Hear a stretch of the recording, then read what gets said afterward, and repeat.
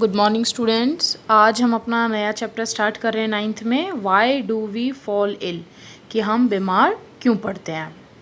ठीक है बेटा, हम सभी अच्छी तरह से जानते हैं कि हमारी बॉडी जो है वो छोटी छोटी जिन यूनिट से मिलके बनी है उन फंडामेंटल यूनिट्स को हम सेल बोलते हैं। ठीक है, सेल बहुत सारे केमिकल सब्सटेंसेस से मिलके बनी हुई है। आपने फ्लूइड मोज़ाइक मॉडल में पढ़ा भी था। तो उसमें क्या क्या चीज़ें हैं जो सेल को मिलके बनाती हैं? प्रोटीन्स हैं, कार्बोहाइड्रेट्स हैं, फैट्स हैं, लिपिड्स और भी बहुत सारी चीज़ें हैं जिनसे मिलके सेल बनती है। ठीक है, सेल बहुत ही डायनेमिक यूनिट है। डायनेमिक यूनिट का मतलब क्या होता है? डायनेमिक यूनिट का मतलब है बेटा कि बहुत सारी चीज़ें हैं जो सेल के अंदर चलती रहती हैं।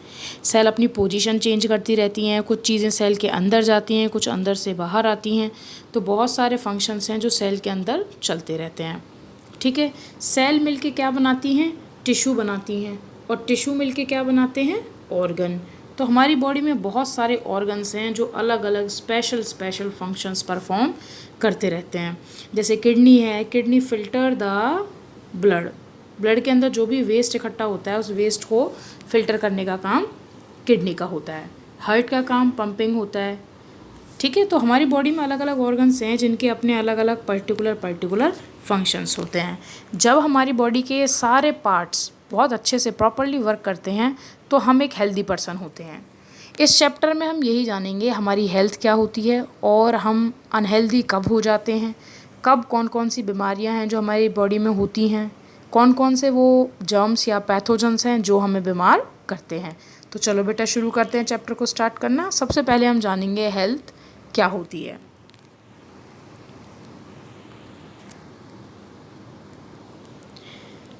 यहाँ पे दिया हुआ है हेल्थ एंड इट्स फेलियर। ठीक है, सबसे पहले हम हेल्थ की डेफिनेशन समझेंगे कि हेल्थ की डेफिनेशन क्या है। Health is described as a state of complete physical, mental and social wellbeing. तीन चीज़ें हैं, हेल्थ के तीन फैक्टर्स हैं कि अगर आप फिज़िकली फ़िट हो, फिज़िकली फ़िट का मतलब क्या है कि हमारी बॉडी में कोई डिजीज़ नहीं है। मेंटली फ़िट का मतलब क्या है कि हम किसी तरह के स्ट्रेस में नहीं हैं, कोई प्रेशर हमारे ऊपर नहीं है। और सोशल वेलबींग का क्या है कि हमारा जो आस पड़ोस है, हमारे जो आसपास का एनवायरनमेंट है, वहाँ हम एक प्रॉपर रेस्पेक्ट के साथ सर्वाइव करते हैं। तो हेल्थ का मतलब ये नहीं है कि अगर आपसे कोई पूछे कि भाई आप हेल्दी हो तो कैसे आप हेल्दी हो, कैसे डिफाइन करोगे कि आप हेल्दी हो। तो आप ये कहो कि भाई मेरी बीमारी, मेरे बॉडी में कोई बीमारी नहीं है, मैं एकदम फिट हूँ, तो इसका मतलब ये नहीं है कि आप हेल्दी हो। शारीरिक रूप से फ़िट होना हेल्दी नहीं होता है। अगर आप मेंटली फ़िट हो या आप जिस समाज में रह रहे हो वो समाज में आपकी इज्जत है, आप खुश हो के उस समाज में रहते हो, तो हम कहेंगे कि आप हेल्दी हो। तो बेटा तीन चीज़ें आपको ढंग से याद करनी हैं। कौन कौन से हेल्थ के फैक्टर्स हैं? पहला फैक्टर क्या है कि हम फिज़िकली फ़िट होने चाहिए। दूसरा फैक्टर क्या है कि हम लोग मेंटली भी फ़िट होने चाहिए, हमें कोई स्ट्रेस तनाव नहीं होना चाहिए। और तीसरा फैक्टर क्या है? That we are also socially fit. ठीक है, ये चीज़ें समझ आ गई हैं तो आगे बढ़ते हैं हम। Okay, for maintaining a healthy life cycle a person need to have balance and very diet. अगर आपको हेल्दी रहना है तो एक पर्सन को बैलेंस डाइट लेनी चाहिए। बैलेंस डाइट जिसमें प्रॉपर अमाउंट में प्रोटीन्स, कार्बोहाइड्रेट, विटामिन्स और वाटर, ये सारी चीज़ें हों। ठीक है बेटा, वेरी डाइट, अलग अलग तरह की आपको डाइट लेनी चाहिए। एक्सरसाइज हमें करनी चाहिए रेगुलरली, और पूरी प्रॉपर तरीके से हमें सोना चाहिए, पूरी हमें नींद लेनी चाहिए। ठीक है, इसके अलावा हमें अपने आसपास पूरी साफ़ सफाई रखनी है, अपनी खुद की साफ़ सफाई रखनी है, तो हम हेल्दी रह सकते हैं। आई बात आपको समझ में? हेल्थ क्या है? Health is describe as the state of complete physical, mental and social wellbeing. Okay, और अगर हमें फ़िट रहना है तो हमें क्या क्या करना होगा? हमें एक बैलेंस डाइट लेनी होगी, एक वेरीड डाइट लेनी होगी, एक्सरसाइज हमें करनी होगी रेगुलरली, और प्रॉपर हमें नींद लेनी होगी। इस सबसे ज़्यादा इम्पोर्टेंट है हाइजीन, साफ़ सफाई, अपनी भी और अपने आस पड़ोस की भी। ठीक है बेटा, अब हम पढ़ेंगे कि डिज़ीज़ जो है क्या होती है। ठीक है, देखो, a disease regularly usually indicate malfunctioning of the body. इस वर्ड पे ध्यान देने की ज़रूरत है हमें। क्या बोला मैंने?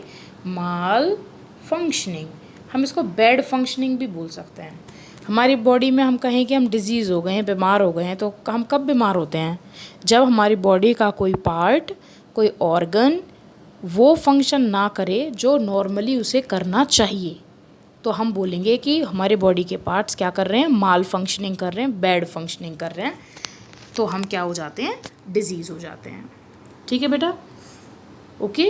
अब एक बीमारी का पता हमें कैसे चलता है, लक्षण देखकर, जिसे हम बोलते हैं सिम्टम्स। तो सिम्टम्स ऑफ अ डिजीज़ में भी फिजिकल, मेंटल और बोथ। सिम्टम्स कई तरीके के हो सकते हैं बॉडी में।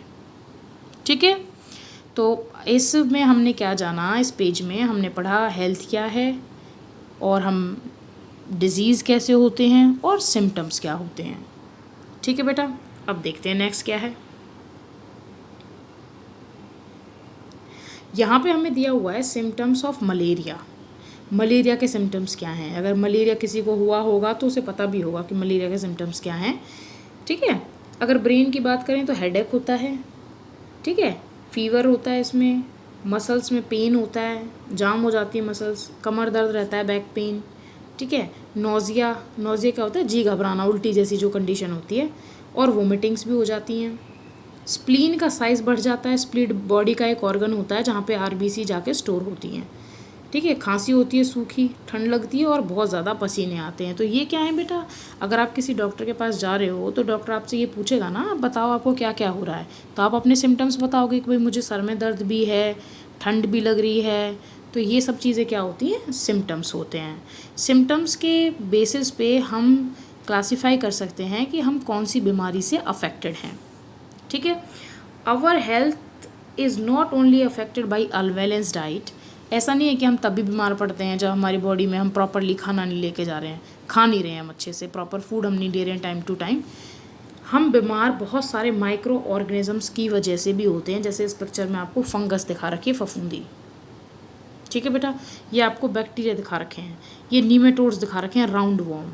तो हम सिर्फ बीमार जब नहीं पड़ते हैं जब हम अनबैलेंस डाइट ले रहे हैं, हम बीमार तब भी पड़ते हैं जब हम अपनी डाइट में प्रॉपर फूड तो ले रहे हैं बल्कि हम एक साफ़ सुथरे एनवायरनमेंट में नहीं हैं, बहुत सारे छोटे छोटे माइक्रो ऑर्गेनिज्म हमारे आसपास हैं, तो वो भी हमें डिजीज़ कॉज कर सकते हैं। ठीक है, अब देखते हैं नेक्स्ट में क्या है। ओके, अब बेटा हम बात करेंगे ओवरलैप और personal and community issue for health. ठीक है, इसमें क्या चीज़ है, ह्यूमन बीइंग्स एक सोशल एनिमल है, वो एक सोसाइटी में रहता है, वो और लोगों के साथ इंटरेक्ट होके रहता है। हम विलेजेस में रहते हैं, टाउन्स में रहते हैं, सिटीज़ में रहते हैं। वो हमारा फिज़िकल एनवायरनमेंट होता है, मतलब जो हमारे इर्द गिर्द होता है वो हमारा फिज़िकल एनवायरनमेंट होता है। ठीक है, अब उस फिज़िकल एनवायरनमेंट में जो साफ़ सफाई हमें रखनी है वो कम्युनिटी हेल्थ में आती है। किस चीज़ में आती है बेटा, कम्युनिटी हेल्थ में। ठीक है, कम्युनिटी हेल्थ में आता है कि आप मतलब कूड़ा करकट जो है वो प्रॉपर डिस्पोज हो रहा है, नहीं हो रहा है, घरों के आसपास कूड़ा तो नहीं है, जो नालियाँ हैं वो भरी हुई तो नहीं है वेस्ट से। तो ये सारी चीज़ें किस में आती हैं, कम्युनिटी हेल्थ में आती हैं। ठीक है, अगर हीप ऑफ गार्बेज लगा हुआ होगा, ढेर लगा होगा अगर कूड़े करकट का, तो आप जानते हो उसके ऊपर बहुत सारे ऐसे छोटे छोटे माइक्रो ऑर्गेनिजम्स हैं जो अपने घर बना लेते हैं, और जब हम उनके कांटेक्ट में आते हैं तो वो हमें डिजीज़ कॉज करते हैं। जैसे हाउस फ्लाई है, वो उस हीप के ऊपर बैठेगी, फिर वो हमारे बर्तनों पर बैठेगी। ठीक है, हम उनके कांटेक्ट में आएंगे तो वो डिजीज़ स्प्रेड करने का काम करते हैं।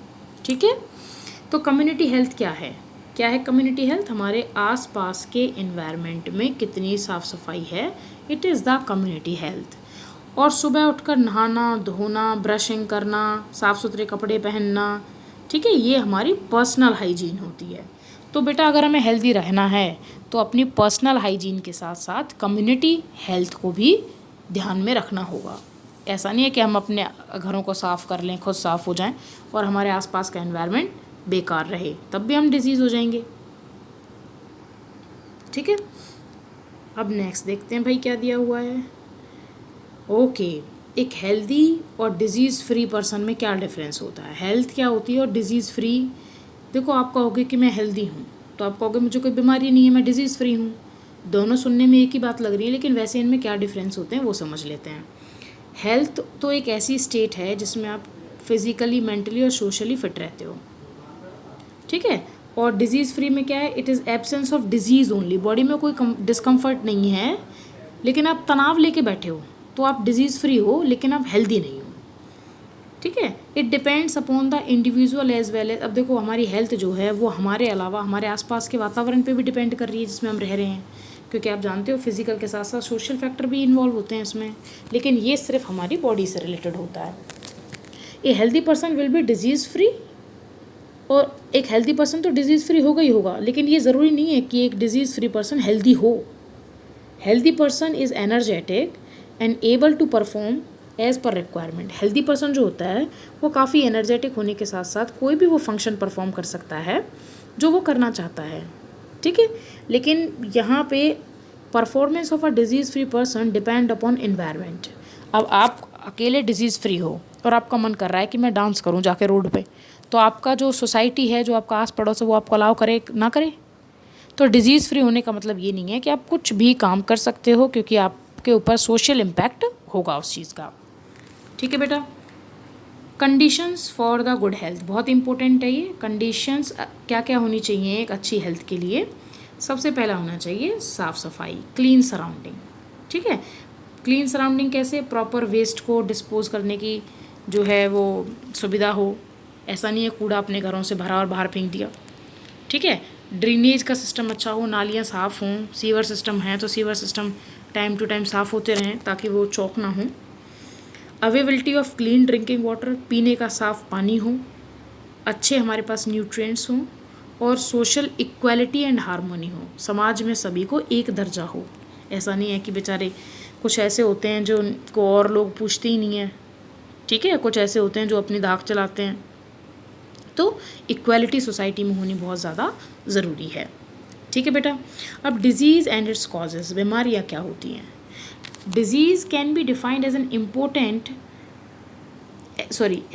disease can be defined as malfunctioning of the normal state of living organism और impairment। अगर बॉडी पार्ट ढंग से काम नहीं कर रहे हैं, हमारे ज़रूरी काम नहीं हो रहे हैं, तो हम बोलेंगे हम डिजीज़ हैं, ठीक है। Disease may be a response of environmental factor, may be environmental factor कैसे? अच्छा खाना हमें नहीं मिल रहा, या इंडस्ट्री लगी हुई है हमारे आसपास वो हम बीमार कर रही हैं। कोई एजेंट भी हो सकता है इसका, जैसे वॉर्म्स, प्रोटोजोन्स, फंगी, बैक्टीरिया, ठीक है। और जेनेटिक भी हो सकती है डिजीज़। मान लो हमारे जीन्स, जो हम किससे बने हैं? अपने पेरेंट्स के जीन से बने हैं, तो मान लो हमारे पेरेंट्स में कोई जेनेटिक डिसऑर्डर है तो वो भी हमारे अंदर ट्रांसफ़र हो जाता है। इसका जो नेक्स्ट पार्ट है बेटा वो हम नेक्स्ट वीडियो में डिस्कस करेंगे। आपको नोट्स बनाने हैं, इसी वीडियो को देख के छोटे छोटे नोट्स बनाने हैं, और साथ में इसको देखना है वीडियो को। कोई दिक्कत आती है तो अपने डाउट्स मेरे पास भेज देना आप लोग।